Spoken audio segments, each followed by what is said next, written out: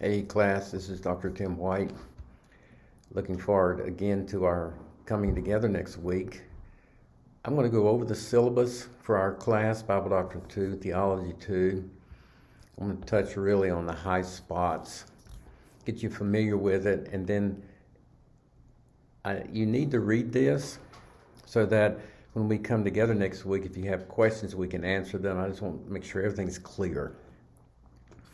So here's all the preliminary information, my office location, hours, I'm on campus, phone number, email. Again, please get in touch with me if you have any questions. There's the course description right here of the 5 major doctrines that we'll be covering. Here are the textbooks, okay? Charles Ryer's Basic Theology. And then I have a Kindle ebook that I'm asking you to read. You can count this towards your required reading. It's basically the incarnation of Christ. I call it putting Christ back into Christmas, 5 Christmas sermons. But it's covering the incarnation. So we'll study the doctrine of Christ, which includes the pre-incarnation, incarnation, and a lot of other aspects. His sinless life, his death, his resurrection, his ascension. So this is part of the doctrine of Christ.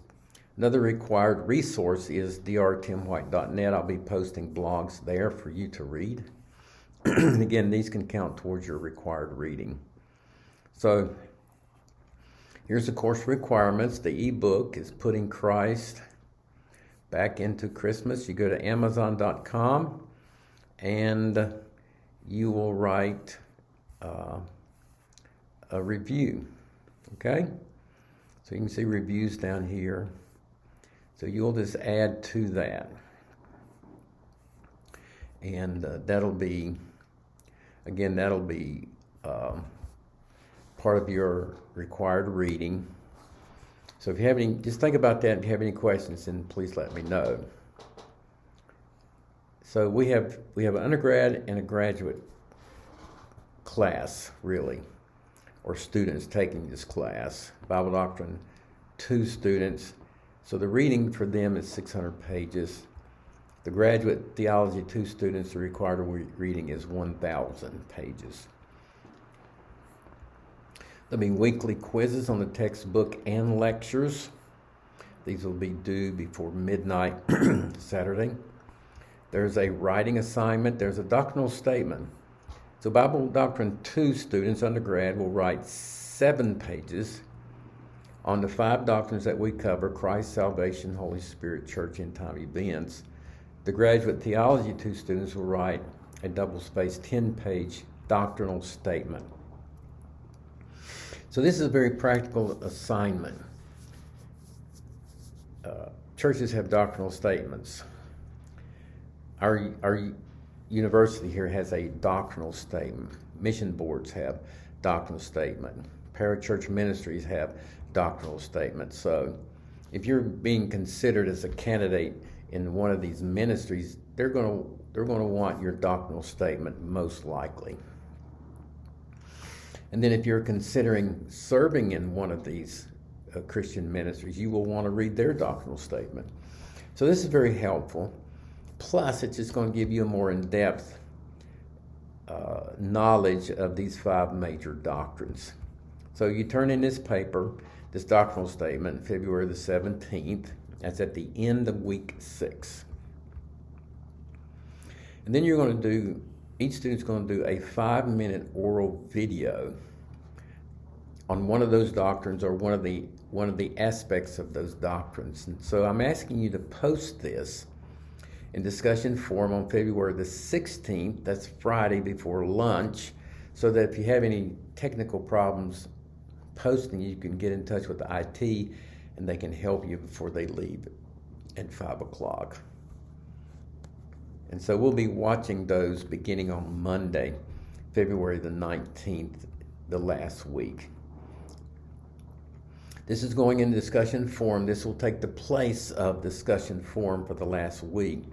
So each of you will watch each of these videos and you make 2 comments, one helpful, one one comment that says this video was helpful in this way, and then just a very constructive statement about how it could be improved. So that'll be the discussion forum requirement for week 7. So there'll be participation in the classes. Asynchronous online students will be graded for listening to the videos and then writing a 1-page summary of all the videos. Let's say have 4 or 5 videos. 1-page summary for all of those, not 1-page summary for each lecture. And then also for participating in the discussion forum, that's asynchronous. The on-campus students will participate by watching the same lectures, writing the same 1-page summary, and then participating in the classroom session on campus, physically in the classroom. So that's part of your participation grade, and it's also your attendance is going to be based on those 2 assignments. Okay? There'll be a weekly quiz, like I said, on the textbook reading and lecture. You're taking these notes. It's going to be good preparation. The 1-page summary notes will be good preparation for the weekly quiz. So attendance for asynchronous online students is based on your participation in the discussion forum. And attendance for on-campus students is your actual physical presence in the classroom on Tuesday mornings, 9 to 10:15. So no late work will be accepted for any assignment unless, of course, there's a valid reason for not being able to complete it, some emergency. So that, of course, is understood. But otherwise, they will not be accepted. Okay? So just keep that in mind. So here's the weekly assignments. Just keep up with that, of course. The chapters in basic theology.